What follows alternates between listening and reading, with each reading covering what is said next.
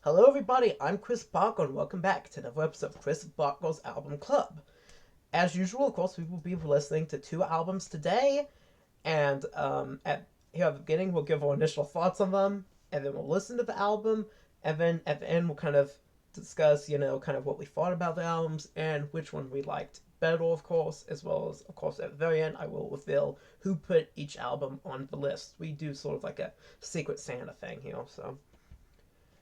Today with me, I have, as usual, Ben Hello. and Matthew. I used to rule the world. All right, you all ready to hear what today's albums are? Do it. All right, today's albums are The Smiths by The Smiths Okay. and 10 by Pearl Jam. Oh. All right, initial impressions. Ben. Uh, the Smiths, I know some songs by, obviously, and I've listened to their album, The Queen is Dead, but I have not listened to the album The Smiths. But I do know the song What Difference Does It Make, at least. Yeah, I know that song. And This Charming Man is on the US version of it, so I also know that song, of course. We will Um, be listening to the UK track listing. yes, but I could supplement But I this, object as a this proud Charming Man. American. As a Um, proud American, I would like to listen to the American version. Yeah, back was like, I want to listen to this charming man. I mean, you could just listen to this charming man whenever you want. Overworld. And This is wait. The version they have on Chris, the let me version ask they you a have on question. Spotify does look like the American version. Because it's got this charming man on it. So I guess we're gonna be listening to the American version. Matthew, what are your initial impressions on this album?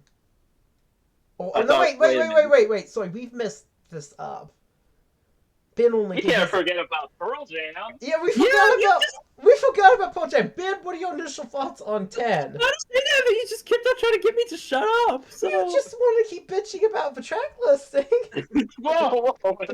This is a family-oriented channel. but the two times you tried to shut me up, I was about to discuss Pearl Jam. And you're just If like, this is a family-oriented... No, Matthew, if this is a family-oriented channel, then how come we had gory scenes of Zack undergoing surgery in the last episode of Roundtable? Well, I don't know. I don't care for you saying that word. there is nothing that is wrong. Obviously, I know the song Even Flow. And I also think I know the song Jeremy. That's about a shooting, I think. Yes, I know that Yes. song. On 10, obviously I pulled a 10. I know these couple songs from it. So far, we've had a pretty good track record, from what I remember, with his grunge albums on here. With a couple of exceptions. Yeah, we did. I mean, by good, I mean like when we've done them, they've been like good albums. They've won, I think, every single matchup when they've come up. Yeah, Mutilo and Bad grunge Motor is- Finger both. Whenever Yeah. a grunge album happens, it's like a trump card for us. So far, when we've done grunge, that has worked out well. So I'm assuming it's gonna work out well this time too. I would guess I would like both of these albums. Like I don't usually think of myself as a big grunge person, but the two times we've done grunge on here, I've been like, yeah, these were good, really good albums. So like, this one's also probably a really good album. All right, Matthew. The Smiths are one of my favorite bands of all time, despite the shenanigans their frontman has done in the past 40 years. Um, that I've enjoyed self-titled. It has my favorite Smith song, so I'm looking forward to that. As for Pearl Jam 10, it has one of the greatest songs of all time, and I'm looking forward to re-listening to this album. All right. Well, as for me, I've listened to 10 before. Good album. I have not listened to The Smiths. These are both debut albums. Actually, I think everyone forgot to note that, but it's kind of interesting that we're doing two debut albums here. Um, yeah, I mean, I like 10 by Paul Jam. I think it's great. Better than Nevermind, actually. I agree. Zach would agree if he was And, here too. Zach's not here, but he would agree if he were here. and Even Flow is better than Smells Like Teen Spirit. True. Several of the songs on this album I say are better than Smells Like Teen Spirit. Shout out to Yeah. what's probably my favorite song of this album, Give or Take Even Flow, which is Black. Mm-hmm. Pretty good song. Great song actually. Also shout out to Jeremy, and some of these other songs are really great. Porch, that one's good too. As for Smiths, yeah, I mean I haven't listened to a Smiths album. I do know several of Smith's songs, most notably ones that were real singles. But I'm not really sure I know much about this album other than it apparently has This Charming Man on it, which is a song I am well familiar with. I generally like the Smiths songs that I've heard, but I'm not so sure how, I guess, thrilled I am about listening to Morrissey's voice in an album format. Like, just constantly. The Queen is dead. The Queen is dead as a job. Like,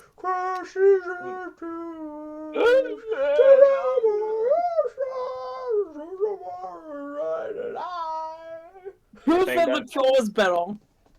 The Cure's not better. No, the Smiths are better than the Cure, and I like the Cure. The Smiths Robert have better Smith. songs, and honestly, Melissa's voice is probably better than Robert Smith.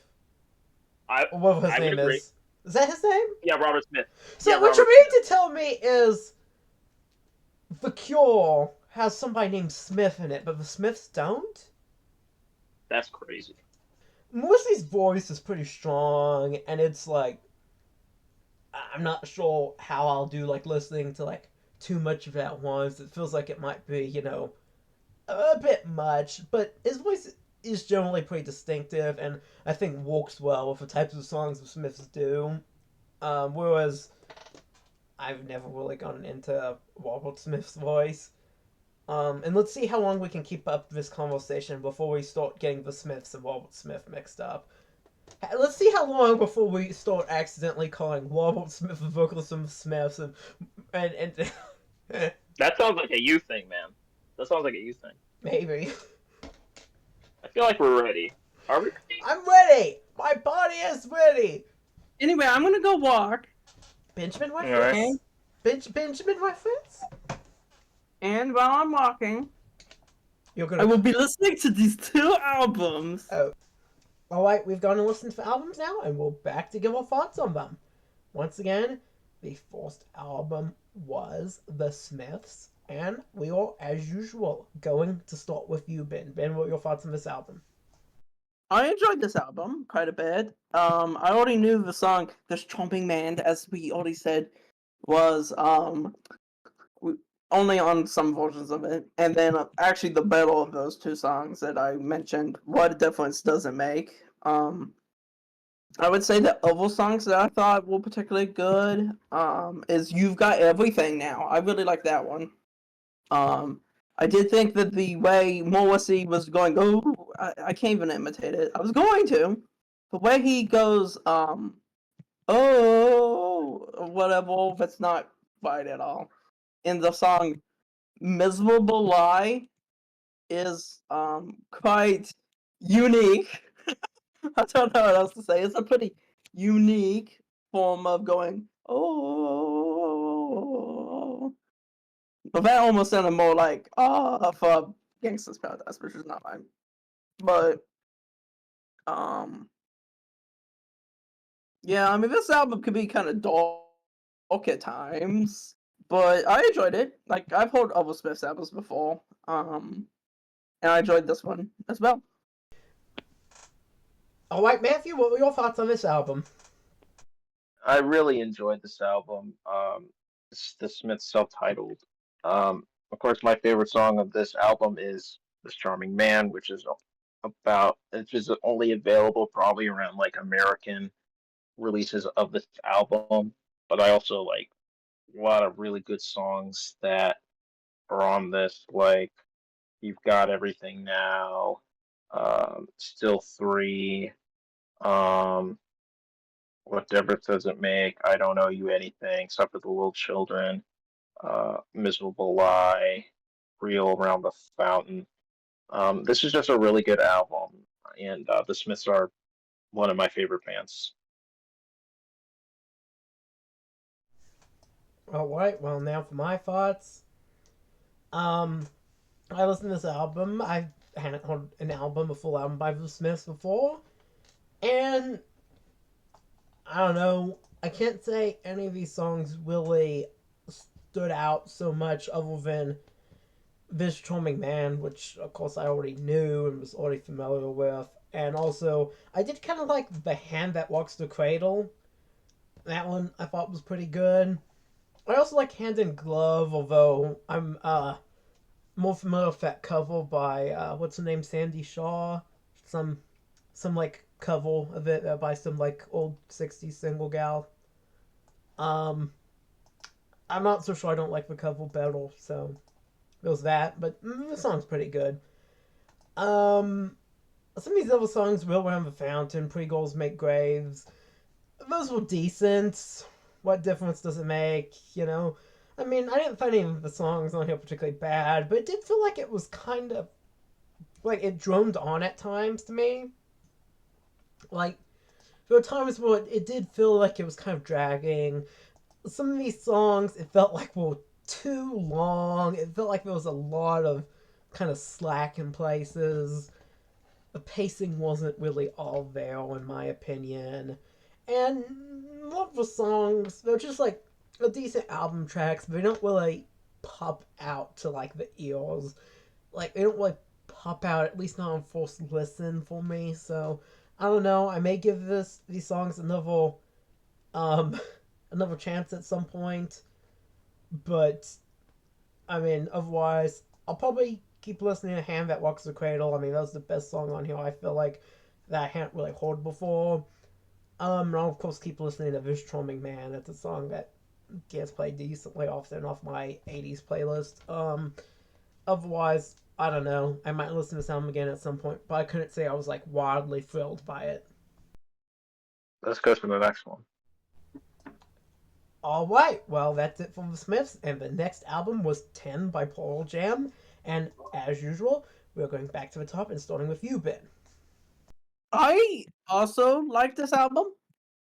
I would say that other than Even Flow, which I think we all already know, and Timothy, which were the songs I hadn't heard before, the songs I like best were Black, but you mentioned Audio as like Ben, one of the songs you like best. What? Ben, did you say Timothy? Oh, not Timothy. Jeremy. Timothy. Timothy! Timothy. Oh, Timothy's by the buoys, Ben. Timothy's by the buoys. You mean Jeremy? One is disturbing in a funny way, and the one on this album is not funny. It's just disturbing. As opposed to disturbing but funny.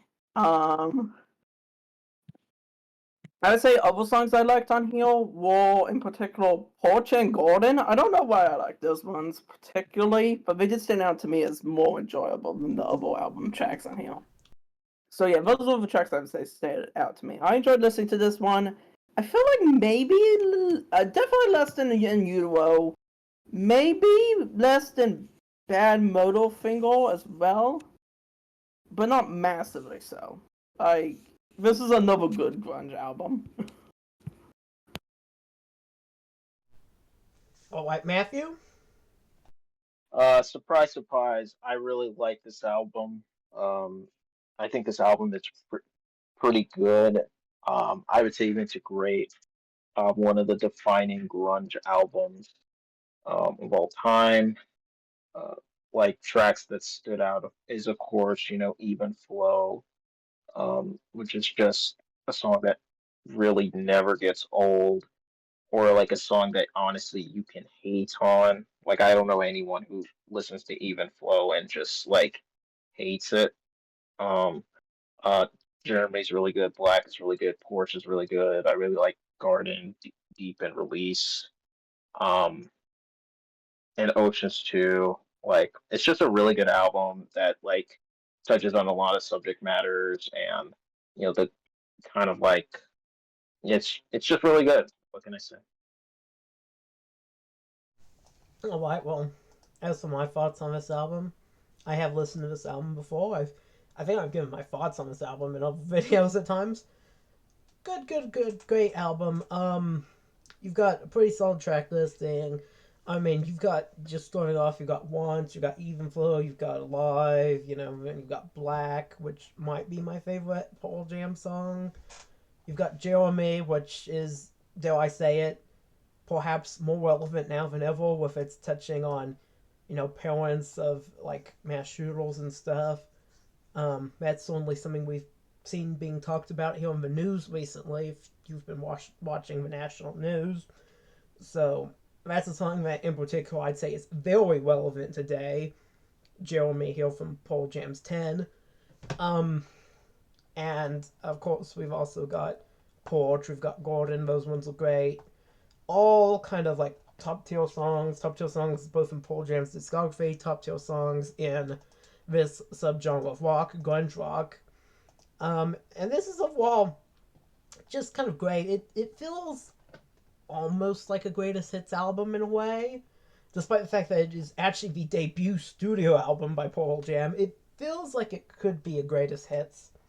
Honestly, it feels like it could be a greatest hits like anthology of like the best grunge songs. Honestly, with the way it sounds, it is a little more mainstream than like sounding. It's a little bit more mainstream sounding than something like Bad Modal Finger by Soundgarden, which we of course covered on here before. But it's a sound that I think leads to oftentimes working better.